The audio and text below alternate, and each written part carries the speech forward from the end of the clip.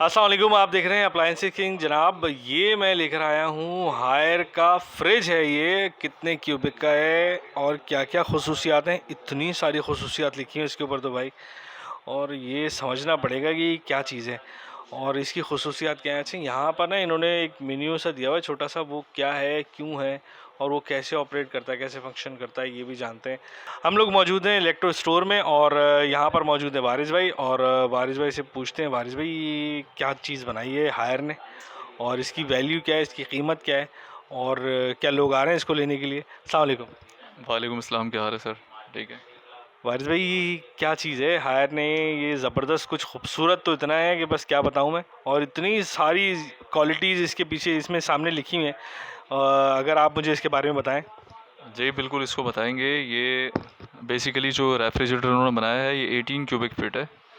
और सेकंड ये है कि इसमें रेफ्रिजरेटर में जो उन्होंने खसूसियात डाली हैं वो फ्रिज के हिसाब से जो एक होनी चाहिए वो उन्होंने इसके अंदर रखी है। सबसे पहले ये है कि ये टच पैनल वाला है, टेम्परेचर जोन है, ठीक है। फंक्शनल सेटिंग है इसकी, 3 सेकंड्स अनलॉक लॉक है। और दूसरा ये है कि ऑलवेज टू टाइम रिफ्रेशर है, precise temperature and humidity control system इसके अंदर है। Less than 1 unit a day, less than 1 unit ये नहीं। अब जो लोग बिजली के हवाले से बड़े परेशान हैं, जो बिजली के नरकों में इजाफा हो गया है, तो उस हिसाब से ये पूरे दिन में आपका 1 यूनिट गिरा रहा है। तो इस वजह से ये कंपनी ने उसको दिया है कि less than 1 unit a day. इसका कंप्रेसर ऑफ नहीं होता, ये ज़ीरो से स्टार्ट लेता है और 0.5 0.6 पे जो है ये ऑन हुआ होता है, ट्रिप नहीं करता, ये कंटिन्यू चलता रहता है। बट एम्पेयर इसके जो होते हैं 0.5 पे चल रहा होता है ये। इसलिए ये जो है बिजली के हवाले से बहुत अच्छी चीज़ है, बचत के हवाले से। दूसरा ये HCS फ्रेशनर टेक्नोलॉजी है।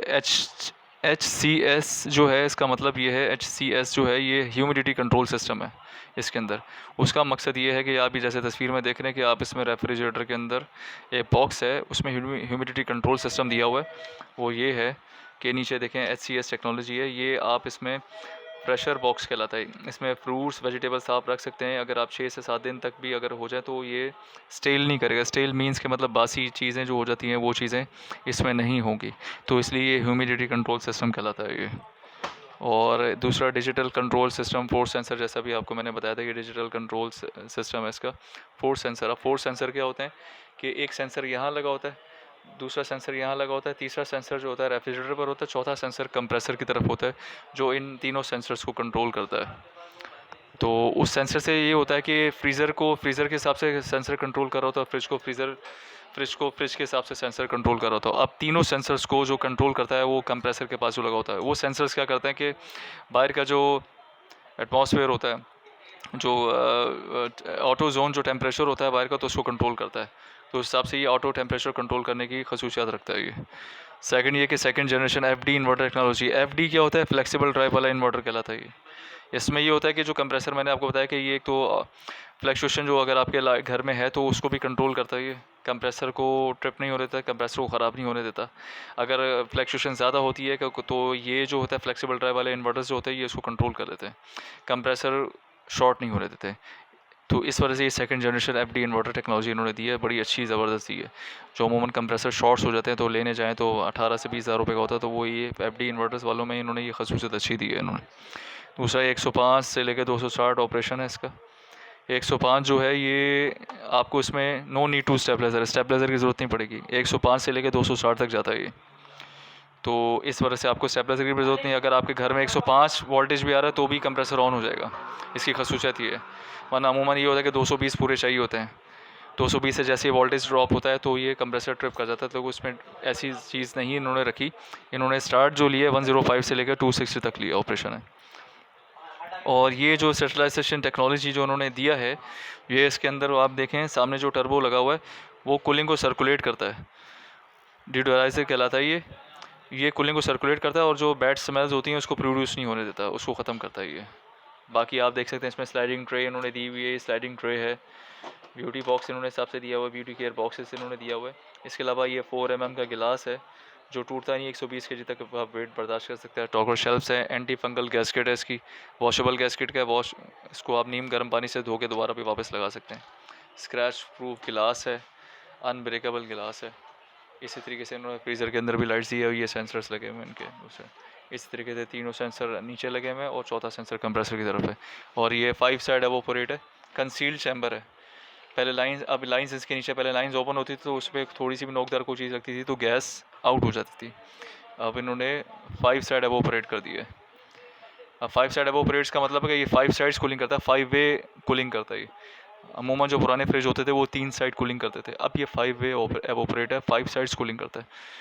और इसमें सबसे खुसूसियत ये है कि इसमें आधी इंच की लेयर आती है, जो आपको लगेगा नहीं कि ये डीफ्रॉस्ट है। वरना अमूमन पुराने फ्रिज होते थे उनमें ग्लेशियर टाइप के फ्रीज़र में बर्फ़ जम जाती थी, जब खोलते थे किसी गेस्ट के सामने खुद खोलते थे तो अजीब सी शर्मिंदगी होती थी कि बर्फ़ बाहर आ रही होती थी और दरवाजे भी बंद नहीं होते थे। लेकिन अब इन्होंने क्या कर दिया, अगर आप इसको फास्ट कूलिंग पे भी रखें तो एक हल्की सी आधी इंच की लेयर रहेगी, लेकिन आपको लगेगा जैसे नो प्रोसेस, सफाई करने में भी आसानी है।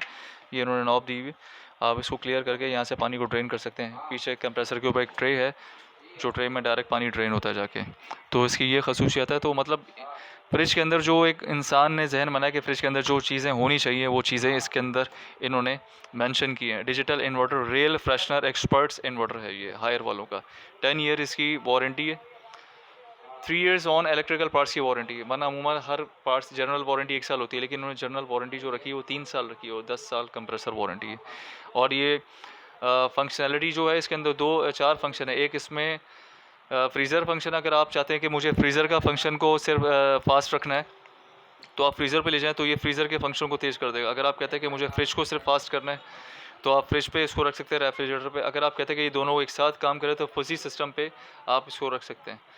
ये फंक्शन सेट आप यहाँ से करेंगे इसको। दूसरा, ये टेम्परेचर जो सेट है आप यहाँ से इसको टेम्परेचर सेट कर सकते हैं। इसका उल्टा सिस्टम होता है, आप 7 पे रखेंगे तो ये सबसे लो हो जाएगा, आप इसको 4 पे लेंगे तो सबसे हाई हो जाएगा। तो आपने फंक्शन सेट यहीं से करना है इसको। टेम्परेचर, ये आपको टेम्परेचर यहाँ शो कर रहा होगा।